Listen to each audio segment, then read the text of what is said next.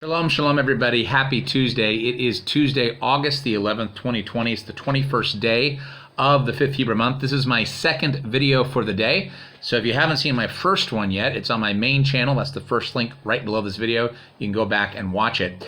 If you are new to my channel, my name is Daniel Lee. I live here in beautiful Juneau, Alaska. I really wanted to film outside today, but it's been raining off and on. So I apologize for the echo, but I have to find a shelter in order to film outside. My mission statement is very clear. I preach and teach the Hebrew Jewish roots of the Christian faith on my website, spiritandtorah.com. I exalt Yahshua, Jesus Christ of Nazareth. He is the only way, truth, and the life. I expose satanic pedophiles through investigative reporting on my YouTube channel. Been doing this now for over 2 years. I provide satanic ritual abuse survivors a platform to speak out on. I protect the innocent children by virtue of these other things, and I lead a nightly Zoom room prayer meeting. We pray for President Trump, this nation, other subscribers, each other, and we will be happy to pray for you as well. Okay, so Joe Biden, he has picked Kamala Harris as his vice presidential candidate. So, in honor of that, I want to remind my viewers of a video that I made way back on January 28th, 2019, that is entitled Kamala Harris, Planned Parenthood, and Baby Harvesting. In that video, I talk about an article that was published back on March 29th, 2017. It's titled, this is from the Daily Wire, it's titled Kamala Harris's Office Collaborated with Planned Parenthood to Target David Daleiden. In the spring of 2016, Planned Parenthood collaborated with officials from then California Attorney General Kamala Harris's office to draft legislation targeting David Daleiden, who videotaped Planned Parenthood officials discussing the sale of fetal body parts. As reported by the Washington Times, emails accessed via a Public Records Act request show Beth Parker, chief legal counsel for Planned Parenthood, sending multiple drafts of AB 1671 to Jill Habig, the then special counsel to Kamala Harris. The email chain extended from March 8th until April 14th.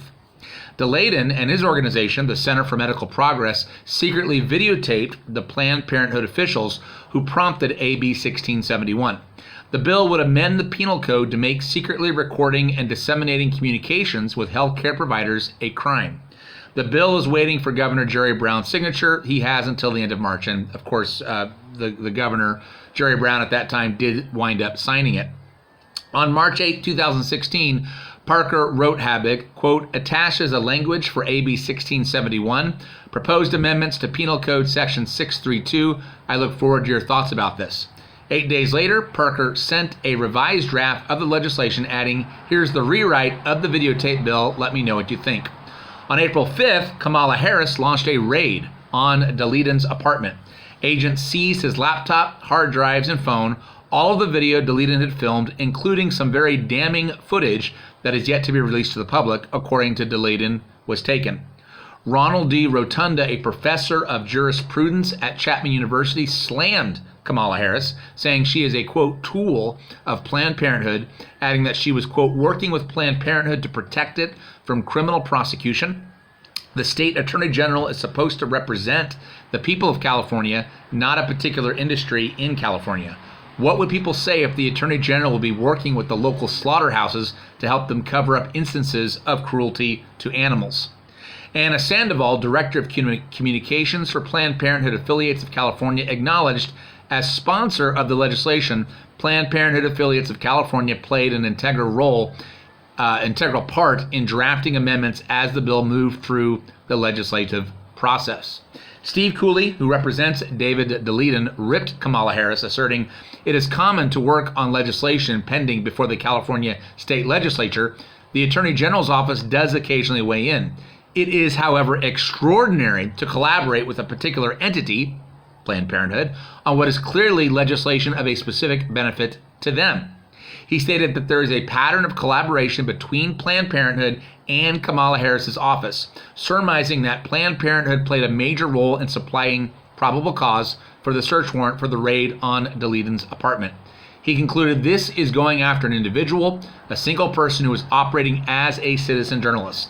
And all the activity and the timing of it all strongly suggest a real partnership between the Attorney General and Planned Parenthood. So there you go, folks. Kamala Harris, when she was the Attorney General of California, deliberately working directly with Planned Parenthood to pass legislation to go after David, who was a brave hero, a citizen journalist that uncovered all of the, now we know, because a lot of this footage has been released to the public, all the footage about Planned Parenthood buying and selling, selling fetal body parts, the graphic, horrible things that they would do to these little babies. Kamala Harris trying to protect them and trying to go after this citizen journalist. So just wanted to remind everyone about that. And I will also post a link to the video I made way back in January of 2019 exposing Kamala Harris as being part and parcel of this body part, baby fetal part, human trafficking operation that Planned Parenthood runs. Now, yesterday in my second video, I talked about those sick shirts called Save the Planet, Eat the Children. And someone pointed out that Amazon is also selling these shirts. So again, let me actually blow this up here. In case you missed it from yesterday, Save the Planet, Eat the Babies. It's just so disgusting. So Amazon has this now. Amazon pulled John Paul Rice's video, A Child's Voice, which exposed satanic pedophile trafficking in Hollywood through a creative fiction story. Amazon pulled that, but has no problem having shirts that say, Eat the Children. So disgusting.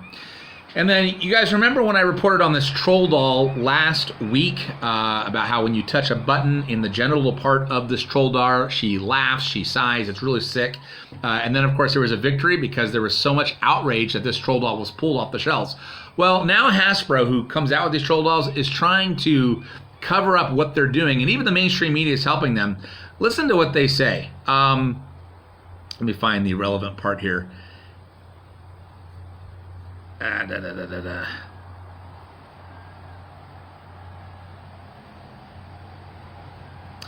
Yeah, the video. Okay, so again, this is where you push a button on the genital parts of the doll. She giggles, she laughs, she sighs. It's very, very disturbing. The video was viewed over 1 million times and even fact-checked by Instagram and Facebook, who flagged it as partly false information.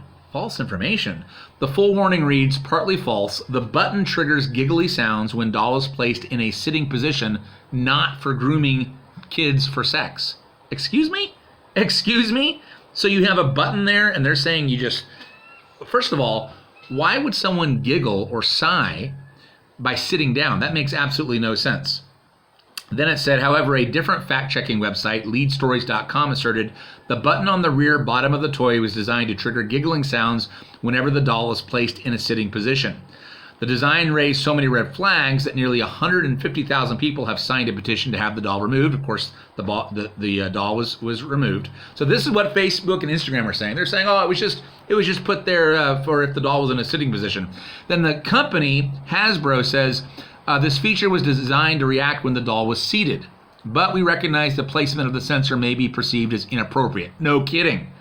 This was not intentional, and we are happy to provide consumers with a replacement Poppy doll of similar value through our consumer care team. We are in the process of removing the item for purchase. That is so lame. So lame. So they're saying, yeah, we're removing it. We realized it was inappropriate, but you know, it was just a feature for when the doll sits down. Well, it doesn't make any sense to have a doll sit down and she suddenly giggles or she sighs or gasps like the sounds I showed in my video from last week. Anyway, Facebook removing QAnon videos, but fact-checking this and saying, well, it's partly not true. Give me a break. Give me a break. All right, more satanic pedophiles have been arrested. This guy from Mason, Ohio. Mason, Ohio man charged with child porn possession and soliciting minors. He was paying juveniles for sex, according to the Hamilton County Sheriff's Office. This guy named Zongping Sun, 53, was arrested Monday afternoon on 18 counts of pandering obscenity involving a minor and 5 counts of unlawful sexual conduct with a minor. A law enforcement investigation found Sun had solicited prostitution more than once against minors and that he possessed numerous videos and images of child pornography.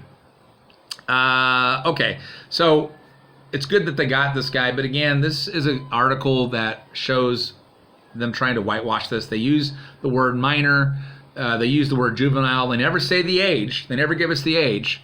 They never say that it's children, and yet obviously that's what they're talking about. Can't let them get away with whitewashing this. There's a Brentwood, California, a couple has been charged with human trafficking of a nanny. A Brentwood couple is facing human trafficking charges after they allegedly recruited a young woman from outside the United States to fraudulently enter the country and work as a nanny for their young children without proper compensation, authorities said Monday.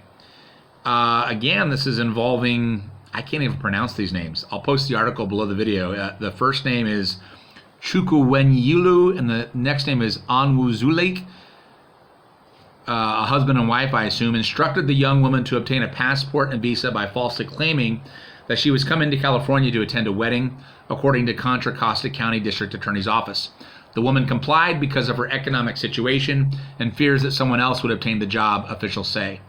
Once the woman, who was not identified, arrived in the U.S. in April of 2017, this husband and wife allegedly took possession of her passport and visa.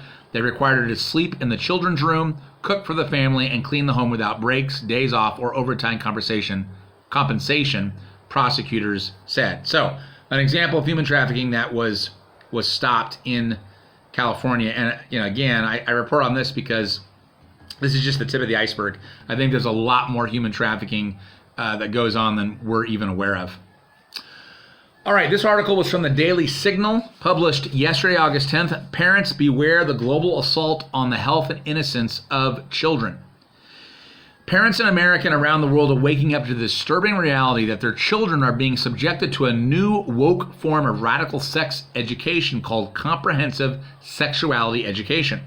Systemic sexual indoctrination would be a better description of the comprehensive sexuality education programs being dished up, sometimes daily, to children in countries as diverse as Nepal and Nauru, and in United States from Montana to Michigan to Maine. Minnesota State Representative Kathy Lomer, a Republican, calls CSE pornography, saying it is something even some of my colleagues, men especially, on the House floor did not want to look at. We couldn't show this on the 10 o'clock news, yet we want our fourth grade children to be looking at this. And don't think for a minute that your state is exempt from radical, comprehensive sexuality education. The federal government is using your tax dollars to give Planned Parenthood organizations and their partners a total of $101 million in grants annually to implement radical, sexually graphic, abortion right promoting CSE programs. This began under the Obama administration and has continued under President Donald Trump. To learn which groups and CSE programs in your state receive these federal funds, click here. I am deeply concerned about comprehensive sexuality education, or CSE, for 4 reasons, says Dr. Michelle Cretella, Executive Director of the American College of Pediatricians, in the documentary The War on Children, The Comprehensive Sexuality Education Agenda. Cretella warns, first, it sexualizes children. Second, it threatens children's health. Third, it promotes a very dangerous gender ideology. And fourth, it undermines the parent-child relationship, which violates parental rights. The StopCSE.org websites expose multiple egregious examples of harmful comprehensive sexuality education curricula distributed both internationally and in the U.S. The U.S. House of Representatives also is seeking to impose dangerous gender ideology on children in schools through the Equality Act. Okay, so this is clearly something that we probably need to tweet President Trump about. He may not be aware of all this or how bad it is, because I'm certain he would not approve of this type of curriculum being distributed to public schools throughout the United States. So this is something I will post this article below the video, and we definitely need to raise our voice to have this stopped. Actually, of course, my opinion has always been don't even put your children in public school. Homeschool them. Especially now with this fall. I mean, I don't know what's going to happen with this COVID-19 nonsense, but there's been some speculation that the deep state's going to manufacture this second wave of children being infected with COVID-19, and then they'll have an excuse to take your children in the schools, prevent parents from accessing them, and do all sorts of diabolical things to them. So Yeah, I encourage parents to homeschool as much as possible. Then I got an article here. Facebook bans hashtag Save the Children. Now, why is Facebook doing this? Why is Facebook banning the hashtag Save the Children? Keep in mind, this is the same Facebook that said, oh, you know what? Yeah, that button on that troll doll, it wasn't appropriate. That's partly false information. And yet they won't allow the hashtag Save the Children? Very, very, very odd. Andrew Cuomo, Governor Cuomo, finally gets hit. Real nursing home death numbers are staggering. This was posted by Red State on August 11th. New York Governor Andrew Cuomo has managed to escape accountability over his disastrous, deadly nursing home policy, largely because the media have protected him. As you probably have heard, Cuomo shoved sick patients back into nursing homes via executive mandate during the height of the COVID outbreak in his area. This led to thousands upon thousands of deaths. But until now, we've been told it's only 5,000 or so.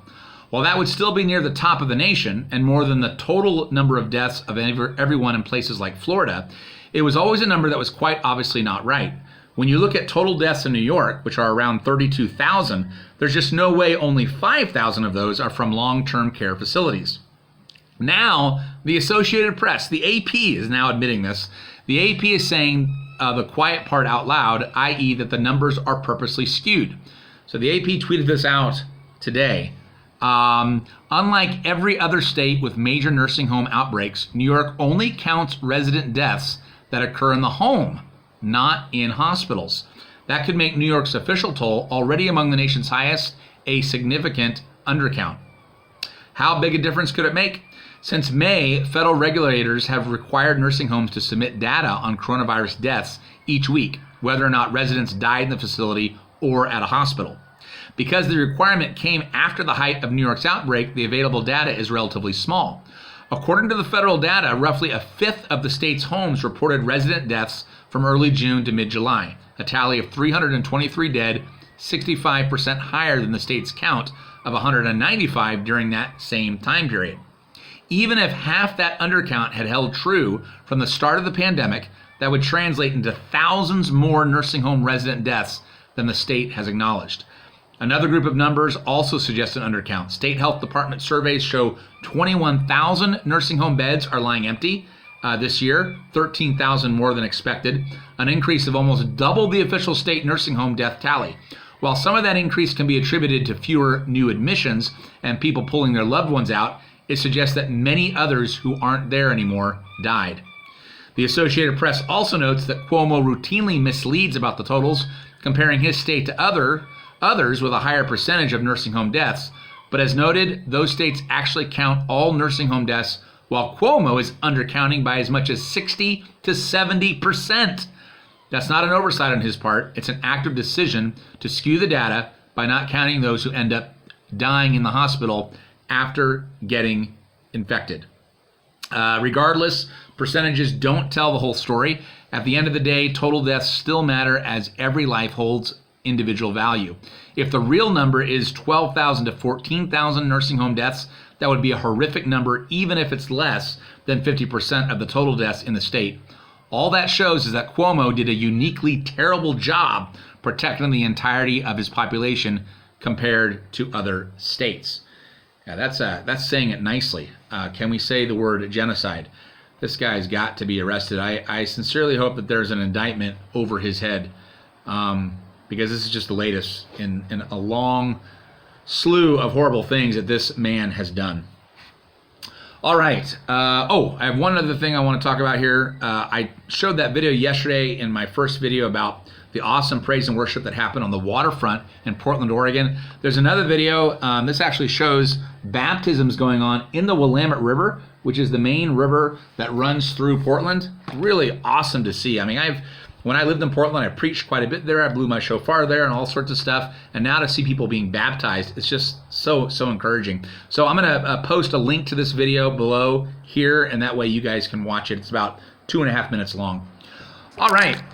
If you like what I'm doing, if you appreciate what I'm doing, you think I'm working hard and I deserve to be paid, this is my full-time career, which I love. I love doing what I do. So if you want to help me out, the easiest way to do so is through my PayPal. That is a link right below this video. That's the easiest way to send me a donation. I also have a Patreon. That's a link below the video as well.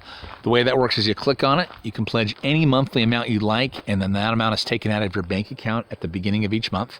If you're old school and you don't want to use the internet to send a donation, that's fine. I also have a P.O. box that's located below the video as well, and you can send me a donation through good old-fashioned snail mail. Just again, remember, if you want a response to your snail mail donation, please enclose your email address in your letter. If you have a prayer request and you want our prayer team to pray for you, we'll be happy to do so. Just make sure you email me. My email is in the description box below the video. You have to scroll down, or you have to unfold the description box and then scroll down. You'll eventually find my email. Email me your prayer request. I'll get it to our prayer team and we will pray for you. All right, it's about 60, maybe in the 50s today. 55 degrees maybe on this August day. Perfect weather, summer weather for me. Hallelujah. And it's actually not raining. It was raining earlier, not raining right now. Beautiful day here in Juneau, Alaska. This is Lena Beach. One of my favorite places to film. Hallelujah. All right. Have a wonderful rest of your Tuesday, everybody. Shalom, shalom from Juneau, Alaska.